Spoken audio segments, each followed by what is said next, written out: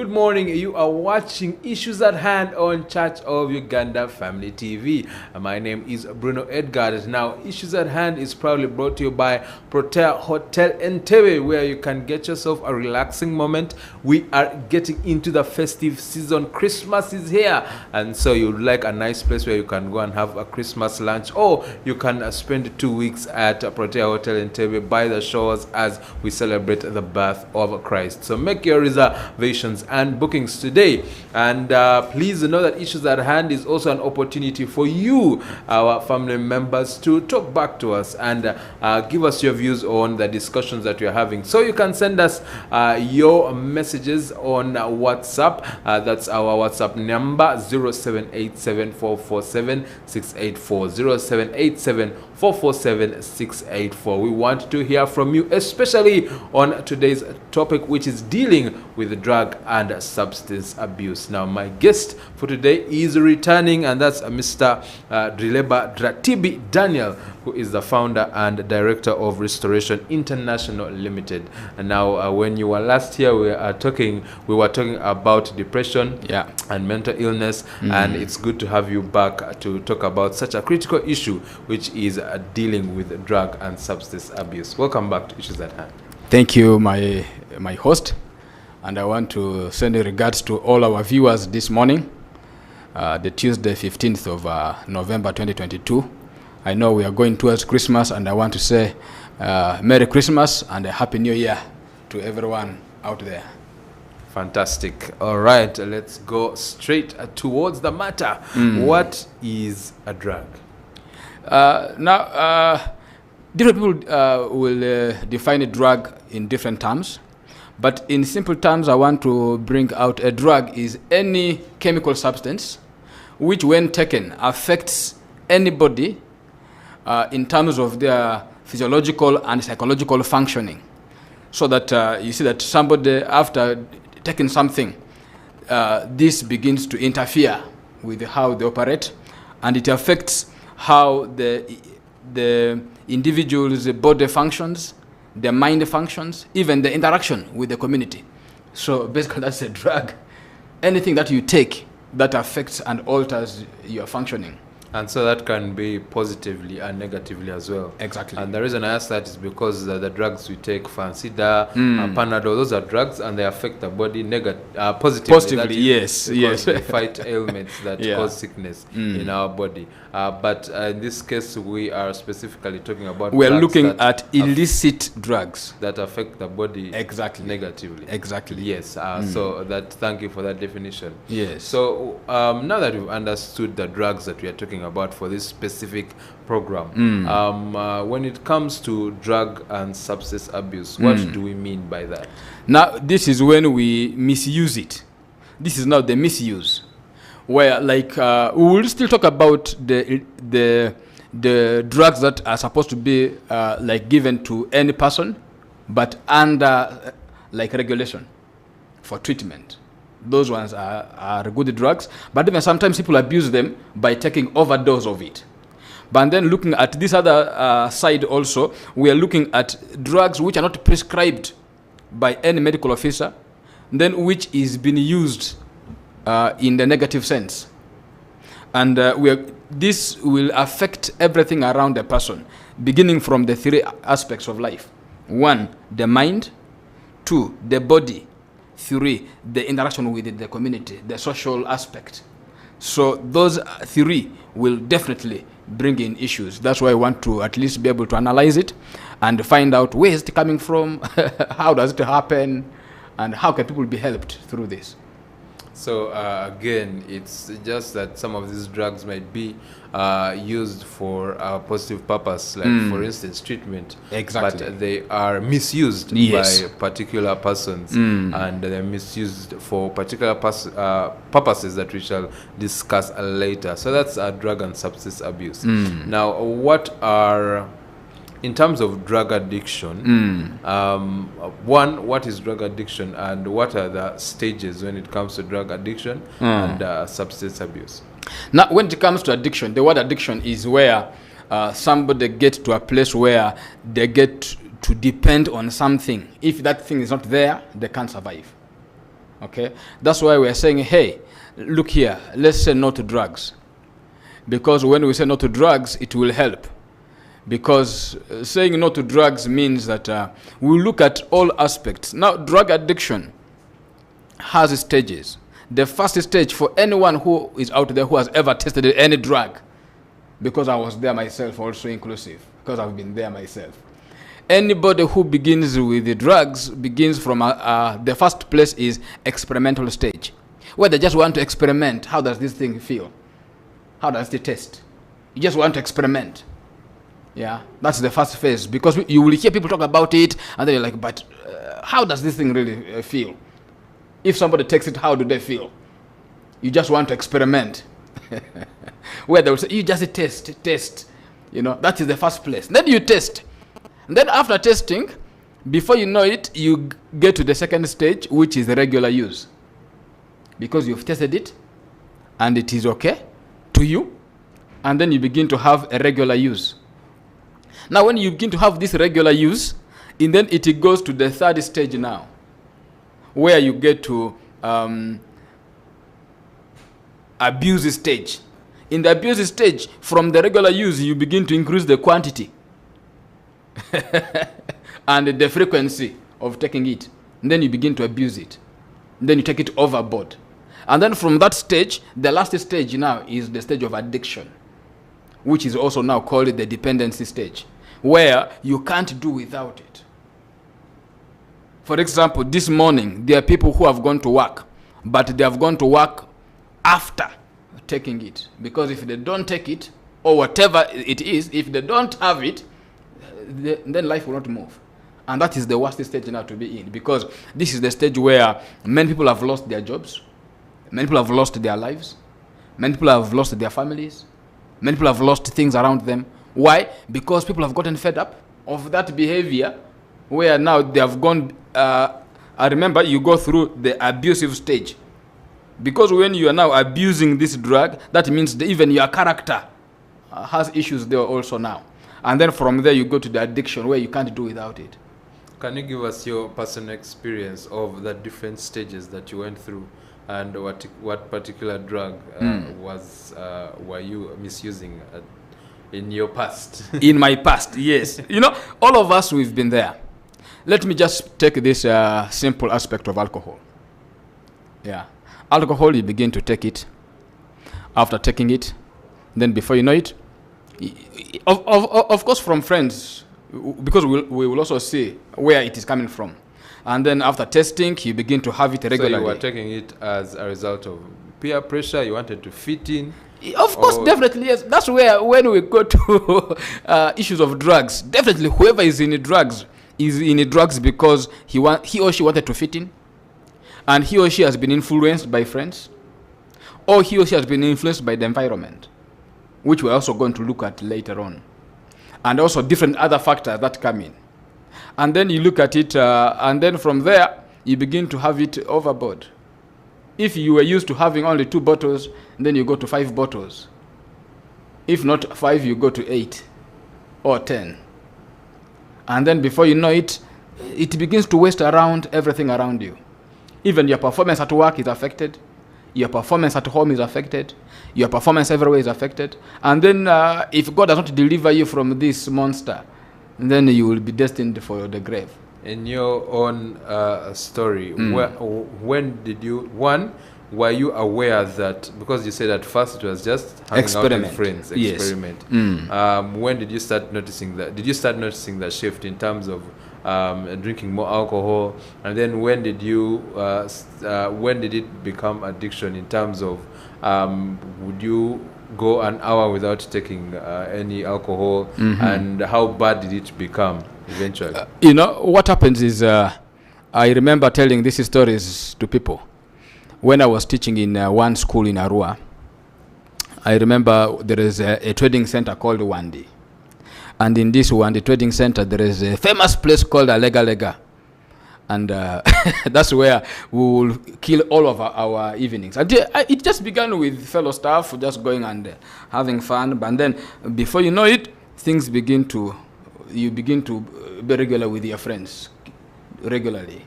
And then before you know it, things just keeps falling apart one at a time. And I remember, by the time I noticed it, it was actually eating me up. That's when some friends, real friends, had to come in and begin to give me some help here and there. That's what I will also be able to share with the viewers tonight. That even when somebody is in addiction, then there are issues that can still be sorted out and they can still be helped. Okay, and now that we've understood the stages, why do people abuse drugs? What is the cause of this drug abuse? Why is it that there are some people who are geared towards misusing these drugs? Drugs, people use it for under different circumstances. Number one, in families where it is there, and it is abused, definitely it will happen. That's why I normally tell my people that nobody knows the father of a dog, unless if the dogs have been caged. Then you will know that, yeah, this could be the father. But in our settings where dogs just roam around, nobody knows the father of a dog, but we always know the mother. But in this case, still when a puppy is born, a puppy learns to sit from the mother. Yeah. And you see that there are things that we inherit. So some people are in drugs because they have inherited that habit from their forefathers, from the family. So definitely, if you check with the people who are right now deep into addictions, they will tell you, in their family, it has been the order of the day. They have been drinking, or they have been smoking, or they have been eating marungi, or they were taking whatever drug they have been using. They have seen it, and that's where, because whatever you see, you must do it. And I always say this also, in most cases, children don't do what parents tell them to do. Children do what the parents do. So those are also areas that we need to look at. So it comes from inherited issues, heredity. Number two, occupation. There are people where they are working from. It is the order of the day, whether they like it or yes, because of their occupation, they must be able to take some of these drugs. And before you know it, it can actually become an addictive thing, and it can actually destroy everything around you. Number three, broken homes. People who are coming from broken families, from all broken homes, definitely they will have nothing to hold it to apart from using drugs as an escape route, thinking that they must still be able to live and survive and all that. So they will still be able to have as an escape route, especially people who are coming from broken homes and broken families.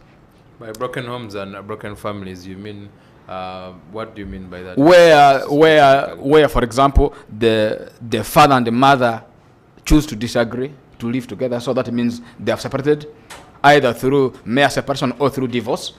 So the children who are left there have nothing to hang on. So definitely they will be able to be forced to use some of these avenues as a way of now survival. And then also, majority of us now who have begun drugs, especially in high school and campus, and even after campus, it is because of broken hearts. That's why, if you read this book cover of mine, it is Overcome Rejection. And this rejection, anybody who feels rejected, definitely they will have where to kill that kind of heavy stress. So in most cases, others then end up taking the wrong path towards drugs instead of seeking for help.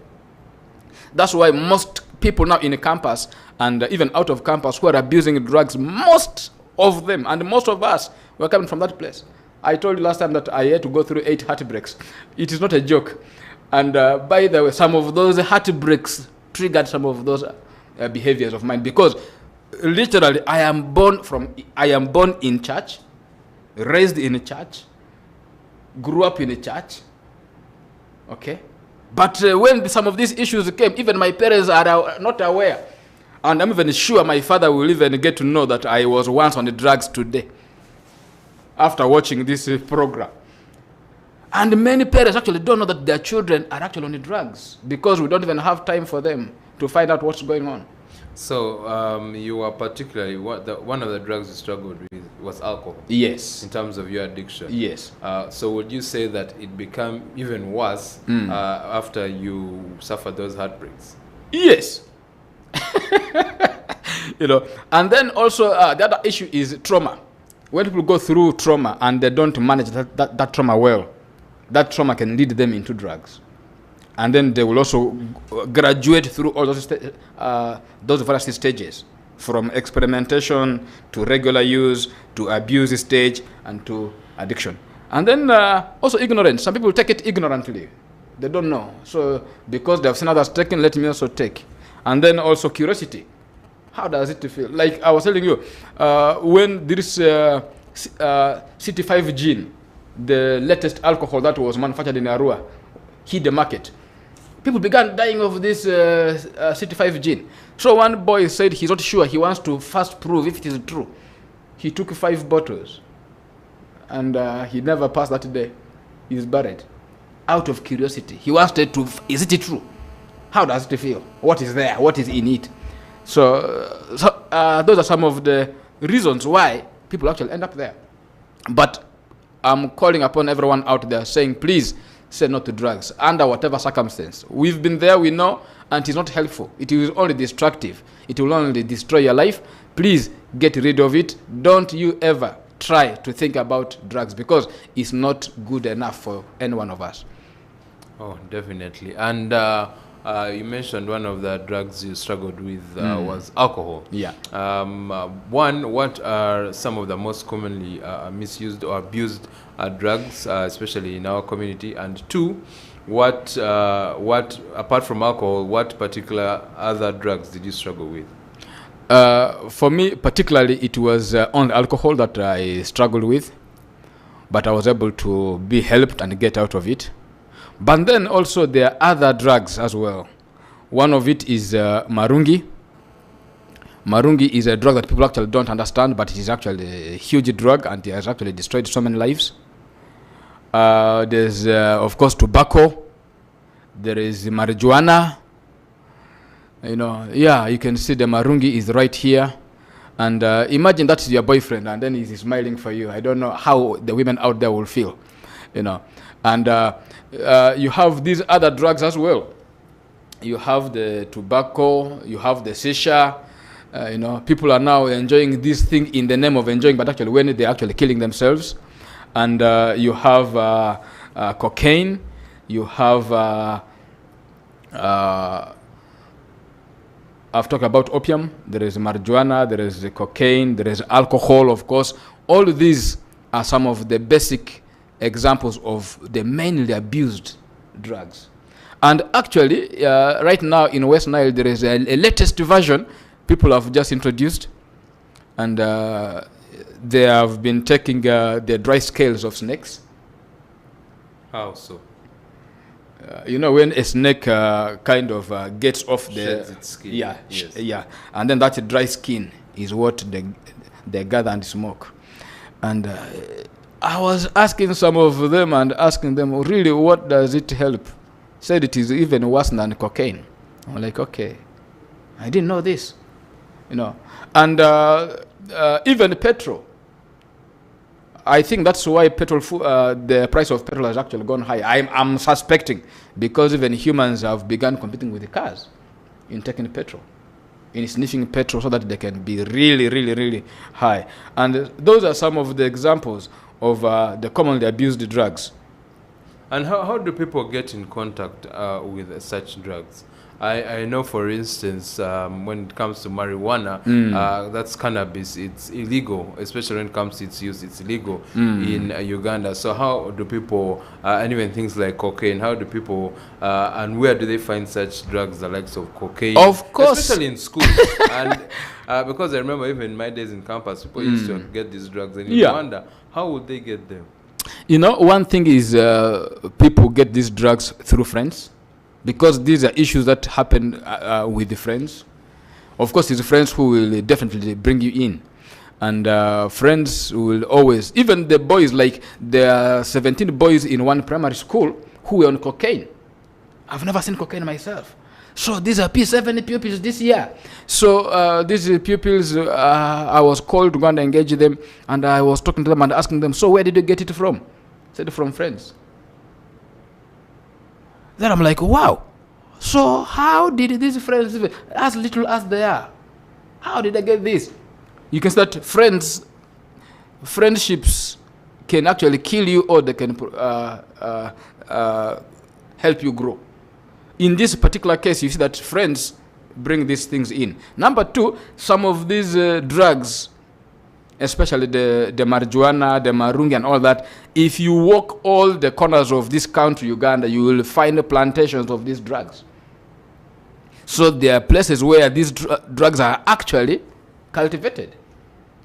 You know, that's why come to West Nile, you will find all these drugs. The marijuana is there, being planted in gardens. That's why if you check the reports of police, you will hear those stories where the police go and uproot those drugs from those plantations, and then they arrest those people who have been planting it. But still, it is there. Others bring it from other countries. Of course, they just smuggle it in.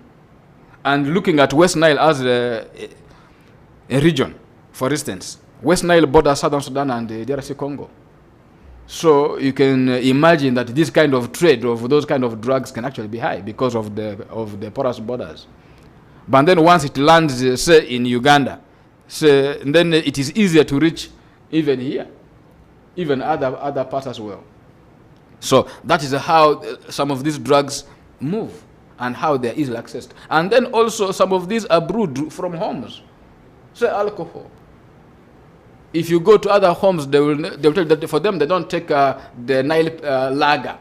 They take cassava pilsner, the one which is made of cassava, cassava pilsner. So they give it different names: lira lira, moyo moyo, you know, tamia. They give different names, but that's the local waraji, you know. So some of these are actually manufactured in our homes and in our communities. And then, of course, there are these ones which are coming direct from the source of the Nile. So, basically, these drugs are actually everywhere. So, on that note, could you say, and we shall get into some of the dangers later, but when it comes to enforcement by our agencies, whether at the border or even police, is there a laxity when it comes to ensuring that some of these drugs, especially the ones that are smuggled in, do not find their way into this country? And also, when it comes to communities, are we both as police but also as community members lax in fighting this vice of drug and substance abuse? Because like you said, in many areas you find people are growing weed and people know it, or people are brewing alcohol, especially the kind that is dangerous to the lives of young people and children as well. So what have you seen? Is there laxity, and how can that be worked upon, especially by us members of the community and family members? Yeah, actually what happens is, for me, when I saw that West Nile is actually leading in drug and substance abuse,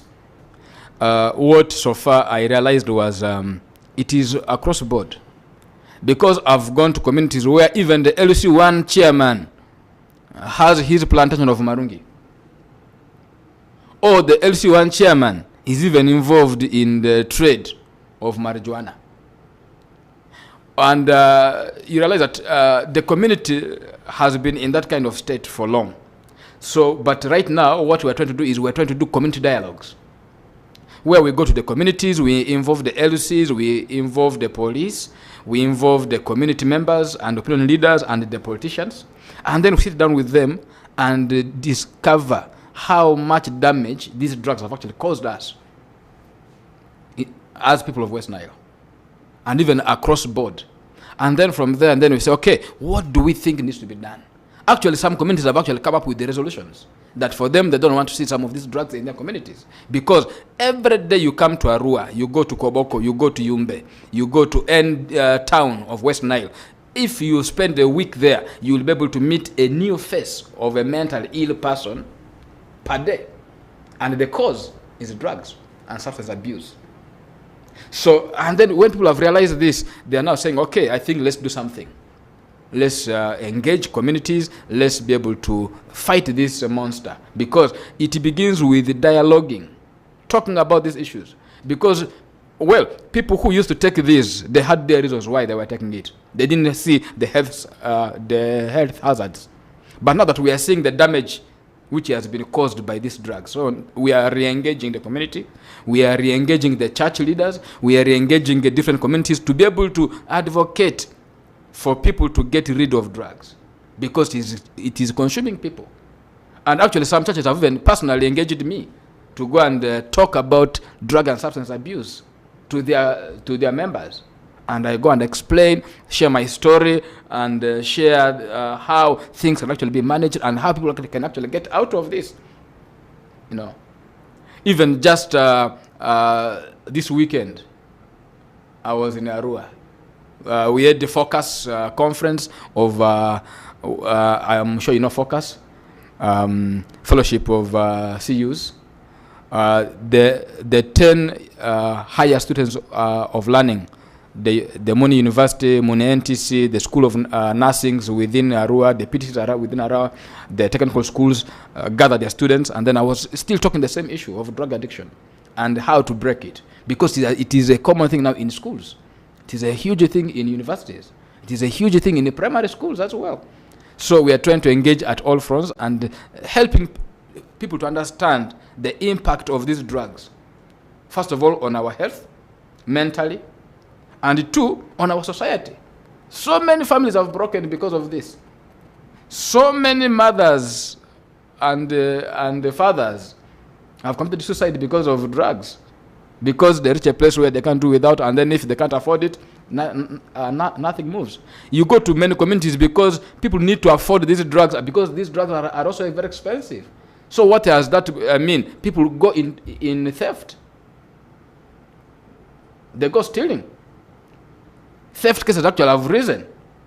Why? Because many young people and even old ones go stealing so that they can actually raise money to be able to afford these drugs. And a lot of chaos which is happening, you know. So, but we are trying to advocate and say, you know what, we can actually, it may not be a quick thing, but it's a process. Within 3 months, somebody who has been heavily involved in the drugs can actually live a free life if they are committed. Even just within a month, they can actually make that commitment. I even know of a guy who made a commitment just within 1 day, after realizing how much he had actually spent for his over 10 years on these drugs. How much he had spent on it, and then how the family had broken, how he became so broke and poor, yet he is working so hard, but all his expenditures are on drugs. I'm sure you saw some funny clip. Of course, I call it funny, because somebody drew a budget of a show that just took place here in Kampala over the weekend. They put entry for the show. They put the amount, of course, and then drinks, 300,000. Transport for the event, they put, of course, it was 5,000. And then upkeep at home was 3,000. I'm sure if you saw that social media thing. And of course, it appeared a joke, but it is actually a reality. How many people are spending on drugs heavily, but they don't spend at home? It's huge. How many people are going hungry at home at the expense of drugs? Because I must take this drug, and I must buy this at this quantity. But at home, there's no food. At home, there's no rent. At home, children are not in school. How many parents have, in a year, taken over 2 million on alcohol and other drugs, but school fees is even less than 2 million, but they have failed to pay this year? There are many. So, in fact, in one of our community dialogues, one teacher opened up and said, when we were trying to ask him, okay, how much do you spend on alcohol per day? He said 5,000 minimum. I said, okay, in a month, that is 150. In a year, that's 1.8. That is basic. That is without big days, the festive seasons, and that's also without going with the friends and then saying a round table. So you can see bare minimum of 1.8 is on on alcohol. But then school fees for the term is for the year is 1.5, and because 500 per term, for example.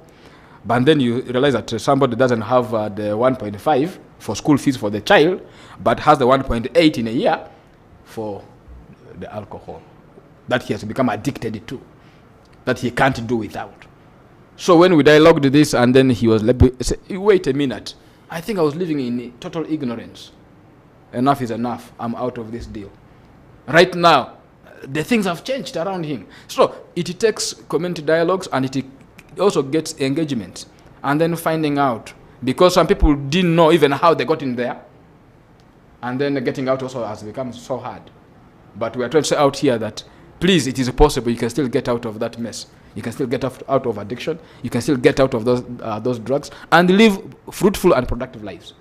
That's true. And from what I'm hearing, you mentioned one of the things that pertains to the reasons why people abuse these drugs is because of hereditary nature and culture. This is something that's going on in many of our cultures and many homes. It's okay to drink alcohol, and it's okay to spend your smoke on to smoke and to take drugs. Eat marungi.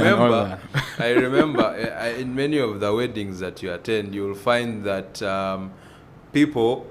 there are people who want to contribute, and they are very ready to contribute to many to alcohol, and they are ready to contribute many crates, but yet they can't even contribute to the plate of food, to a plate of food, or even things like the gown for the bride. So even for the venue, about priorities.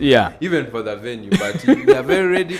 They send the money immediately, and they will tell you how many crates is for the alcohol, and they want all kind of alcohol varieties, And that's why you see that it has to start with a cultural shift. There needs to be a shift in our culture where it is not okay to continue to abuse these substances, because it affects many families, like you said, where people care more about having money for alcohol than paying school fees for their children, and that in effect that affects our future generation, especially as a family, as a community, and as a country. And now, Mr. Daniel, we are going to go through the effects of drug and substance abuse.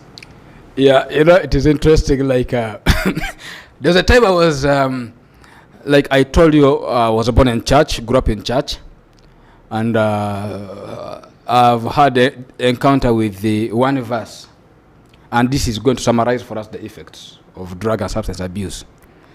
Proverbs 23. Proverbs 23 from verses 29. This is what the Bible quotes. Who has war? Who has a sorrow? Who has contentions?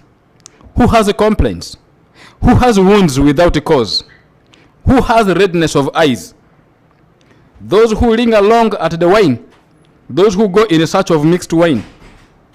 Do not look at the wine when it is red, when it sparkles in the cup, when it swirls around smoothly, and at the last it bites like a serpent and stings like a viper. Your eyes will see strange things, and your heart will utter perverse things. Yes, you will be like one who lies down in the midst of the sea, or like one who lies at the top of the mast, saying, they have struck me, but I was not hurt. They have beaten me, but I did not feel it. When shall I wake up that I may have another drink? One time when I read this, it really hit me so hard. It hit me so hard. And I was like, wow, wait a minute. Let me give you another one. Isaiah 5. Isaiah 5:11. Woe to those who rise early in the morning, that they may follow intoxicating drink, who continue until night, till wine inflames them. The harp and the string, the tambourine and the flute and the wine are in their feasts, but do not regard the work of the Lord, nor consider the operation of his hands. Therefore, my people have gone into captivity because they have no knowledge. Their honorable men are famished, and their multitude dried up with thirst. Therefore, Sheol has enlarged itself, Sheol is the same as grave. And opened its mouth beyond measure, their glory and their multitude and their pomp. And he who is jubilant shall descend into it. Looking at the effects which is here, one is clear. We see that from the body, soul, and spirit, things go out of hand when it comes to drug abuse. Body-wise, so many people actually have ulcers, stomach ulcers. People have issues with their feet, swollen arms, swollen stomach, impotence, infertility in both male and women, weight loss, hypertension, malnutrition. All of these affect the body directly.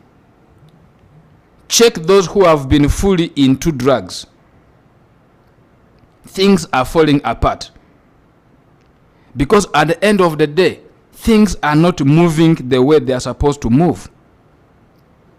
That is on the body. Even death. Because we've seen so many people who have actually died as a result of these drugs. Coming to the mind, people end up with mental illnesses. People end up with the nervousness, anxiety, depression, and all that. When it comes to the social life, broken homes, many homes have been broken. Poverty has hit those families and those individuals as well. There is a child abuse, accidents, these rampant accidents that have been here. In October, the police reported 258 cases of road accidents. Huge number. And most of these were coming because the people were actually on drugs. I can say this. Just check around evenings. How many border men do we find chewing or having drugs as they're riding in the evenings? How many drivers are actually intoxicated while driving? Sorry to say, we lost a huge person on Kampala Entebbe Expressway, this express. And what was found in his car? Some leftovers of booze. That means he was actually overspeeding. So accidents have actually claimed so many people. Some people have lost jobs as a result of their addiction to alcohol and these drugs. Many people have actually lost jobs. Many people have lost respect in the communities. Because if a big man ends up overtaking these drugs and then they become a public nuisance, you know, they have lost, people have lost respect. Even suicide ideas. Many people have actually committed suicide as a result. Bring it to now school in the academic environment. Because there are those who could be watching me and their students, or might be in a campus or high school. There is even a poor concentration, impairment in intelligence, memory problems, impaired attention, absenteeism, because you will always want to be absent from class so that you can go and have your drug. By the time you realize that actually you're always absent. Problems with the personal studies, theft cases actually rampant. That's why you go to Makerere and leave anything, or go to any university and leave your stuff there, it will be gone. Theft, destruction of property, engaging in sexual activities, which has also become a risk. That's why HIV prevalence has also gone very high again. Because once somebody is intoxicated, they don't think right. Increase the rate of dropping out of school. So many people have actually dropped out of school. So all these are the problems. And look at the problems that we have just quoted here. The grave has opened its mouth. We have buried so many people as a result of drug abuse. We've lost so many issues. So many people have actually lost a lot of stuff because of this. But why am I here today? We are saying that still, in as much as many people have actually died and many people have lost jobs, many people have developed different complications with life as a result of drug and substance abuse and addiction, hope is still available. Hope is available. So how does that hope materialize? How can we best prevent people from being trapped or ensnared by the chains of drug abuse? What I want to say is this. From my own experience, I want to always say this. You can't do what you don't know. You will always do what you know. A problem you don't know, you can't solve it. So it is until you understand your problem. It is until you do your self-analysis and real audit on your life. Find out Why am I in this condition? What has brought me here? It is until you understand that, so that you are able to address the real underlying issues, the real underlying problems. Is it issues that are coming from your personal bad characters? Is it coming from your environment? Is it coming from whatever source? If you understand the cause, the real cause of these issues, then you'll be able to deal with it. And it is until, because some people are actually doing that, but they don't know that actually they're actually trying to still deal with unresolved traumatic experiences from their childhood. So if it is coming from a traumatic experience, if it is coming from a place where you felt abandoned and rejected, if it is coming from a place where you just found yourself with your friends and then things were happening in whatever form, then you can still be able to work it out. And then you say, you know what, I think let me deal with this real issue. Because for me, that is what I did. I had to deal with the real issues I was struggling with. What was my struggle? My struggle was, number one, was the feeling of abandonment, the rejection I received while growing up, right from birth. I told you 80 heartbreaks, rejection from school, rejection everywhere you go, like MTN. You get overwhelmed. For me, that was the thing. So I had to deal with it. That's why I had to come with this book, Overcome Rejection and Turn Your Dreams into Reality.